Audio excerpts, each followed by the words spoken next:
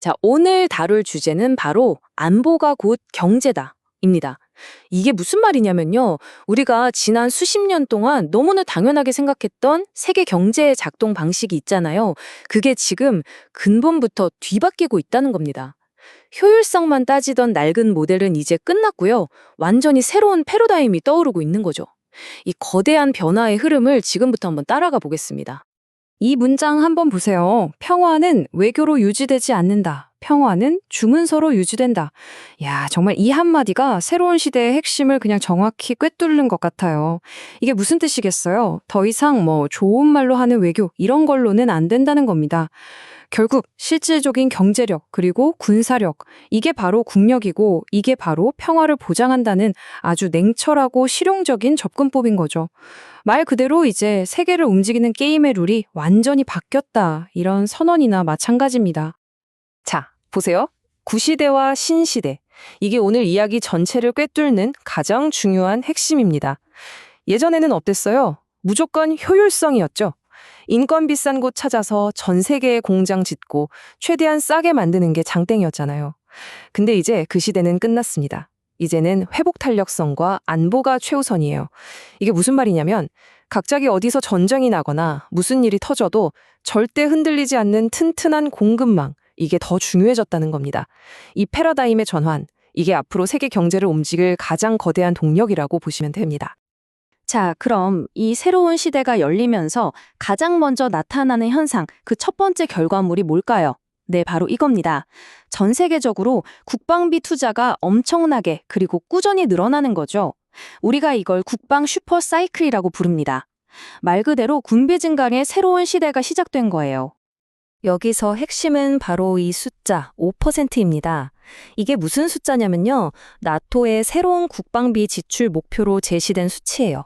아니 생각해보세요. 기존 목표가 2%였는데 사실 이것도 버거워하는 나라들이 꽤 많았거든요.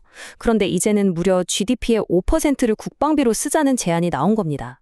이건 정말 전례 없는 목표치고요.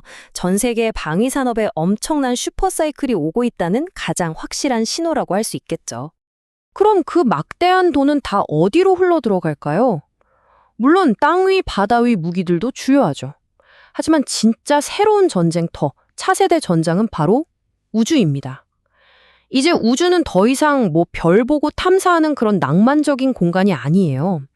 국가의 생존이 걸린 핵심 국방 영역으로 완전히 재정이 되고 있습니다. 흔히 골든돔이라고 부르는 우주 방어체계 같은 걸 구축하는데 어마어마한 예산이 투입될 거라는 거죠. 자, 그럼 이 슈퍼사이클의 수혜자는 누가 될까요? 그림이 명확하게 그려지죠. 이 막대한 정부 자금이 어디로 가겠어요? 첫째, 전통적인 강자들, 바로 미국의 주요 방산 기업들입니다. 둘째, 이제 우리도 우리 힘으로 지켜야 한다면서 발벗고 나선 유럽의 방산 기업들이고요. 그리고 마지막으로 아까 말씀드렸던 바로 그 분야, 우주하고 위성방어 기술을 가진 기업들, 이 세 부류가 가장 큰 혜택을 보게 될 겁니다. 자, 첫 번째 축이 국방이었다면 두 번째로 중요한 축은 바로 에너지입니다.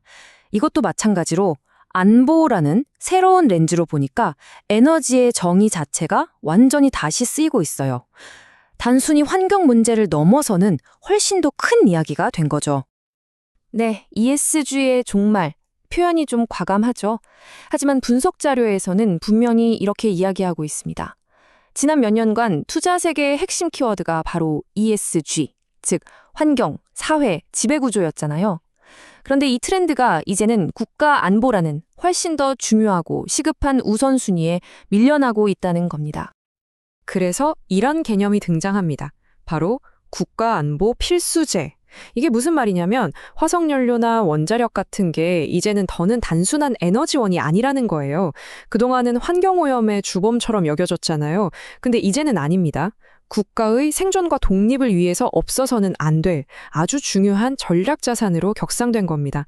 당연히 이 분야들의 가치도 완전히 재평가받게 되겠죠. 특히 원자력이 다시 주목받는 논리가 아주 흥미로운데요. 한번 보시죠.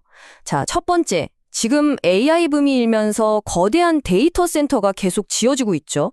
두 번째, 이 데이터 센터들이 전기를 정말 어마어마하게 잡아먹습니다. 상상 그 이상이에요. 그럼 세 번째, 이 막대한 전기를 안정적으로 공급할 현실적인 방법이 뭐가 있을까요? 네, 바로 여기서 소형 모듈 원전, SMR이 유일한 대안으로 떠오르는 겁니다. 이 논리의 흐름 정말 막을 수가 없겠죠? 자, 그럼 이 새로운 에너지 안보 지형에서 돈은 어디로 흐를까요? 핵심 수혜 분야는 보시는 것처럼 크게 세 가지입니다. 첫째, SMR 기술을 개발하는 기업들. 둘째, 원전의 연료, 바로 우라늄을 채굴하는 기업들이고요. 마지막으로 전략 자산으로 위상이 바뀐 전통적인 석유 및 가스 기업들. 이쪽으로 자금이 몰릴 수밖에 없는 구조인 거죠. 자, 이제 세 번째 기둥입니다. 바로 공장이 돌아온다. 한마디로 세계화의 시대가 끝나가고 있다는 이야기입니다. 그동안 밖으로 나갔던 공장들을 다시 서방 세계 안으로 되돌리려는 이 거대한 흐름의 변화를 한번 살펴보겠습니다. 이 타임라인을 보시면 글로벌 공급망이 어떻게 변해왔고 또 앞으로 어떻게 변할지가 한눈에 보입니다. 예전에는 당연히 중국이 세계의 곤장이었죠. 그런데 지정학적 긴장이 고조되면서 공급망 리스크가 확 드러났고요. 그래서 이제는 제조업의 중심이 중국 중심의 아시아에서 벗어나서 훨씬 더 안전하다고 여겨지는 미국, 멕시코 같은 서방구로 이동하는 말 그대로 대이동이 시작된 겁니다. 그런데 말이죠, 이 전략에는 한 가지 예상치 못한 복병이 있습니다. 바로 대량 이민의 종식입니다. 이렇게 공급망을 자기 나라 근처로 가져오려는 전략은 필연적으로 국경 통제 강화를 동반하거든요. 그럼 어떻게 될까요? 과거에 저렴한 노동력을 제공해주던 이민자들의 유입이 줄어들게 되고 결국 심각한 노동력 부족이라는 새로운 문제에 직면하게 되는 거죠. 그러니까 공장은 다시 돌아왔는데 정작 일할 사람이 부족해지는 아이러니한 상황이 펼쳐지는 겁니다. 그럼 그 결과는 어떨까요? 보시는 것처럼 명확하죠. 당연히 인건비가 오르면서 인플레이션 압력이 계속될 거고요. 특히 기술을 가진 숙련 노동자는 정말 구하기 힘들어질 겁니다. 자연스럽게 국내에서 뭔가를 만드는 데 드는 비용은 계속해서 올라갈 수밖에 없겠죠. 그리고 이 모든 문제들이 결국 하나의 결론으로 귀결됩니다. 바로 이 문장이죠. 자동화는 더 이상 선택이 아니다. 생존이다. 부족한 노동력을 메우기 위해서 로봇과 AI를 활용한 공장 자동화는 이제 비용을 줄이기 위한 선택의 문제가 아니에요. 그야말로 기업이 살아남기 위한 필수 조건이 되어버린 겁니다. 자, 이제 마지막 챕터입니다. 지금까지 이야기한 이 모든 거대한 지정학적 변화가 결국 전 세계 돈의 흐름을 어떻게 바꾸고 있는지 이 거대한 자본의 이동을 한번 추적해 보겠습니다. 서방 투자자들에게 새로운 현실은 바로 이 한 문장으로 요약됩니다. 중국 투자는 이제 안보 위협으로 간주된다. 예전에는 그냥 수익률만 보고 투자했잖아요. 그런데 이제는 이 나라가 우리 편인가 아닌가 하는 지정학적 관계가 투자 결정의 최우선 순위가 되어버린 겁니다. 심지어 중국에 돈을 넣는 행위 자체가 안보를 해치는 일로 여겨질 정도니까요.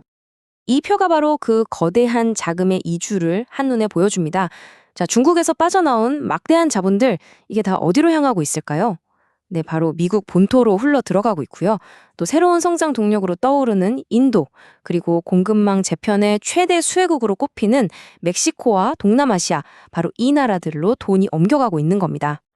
자, 오늘 이야기는 여기까지입니다. 하지만 이 모든 변화의 끝에는 아주 거대한 질문 하나가 남아있죠. 이렇게 수조 달러의 돈이 빠져나가고 서방의 전방위적인 압박이 계속되는 상황에서 과연 중국은 어떻게 대응할까요? 그냥 가만히 지켜보고만 있을까요? 만약 중국의 반격이 시작된다면 그때 세계 경제는 또 얼마나 거세게 요동치게 될까요? 이 질문을 마지막으로 남겨두고 싶습니다.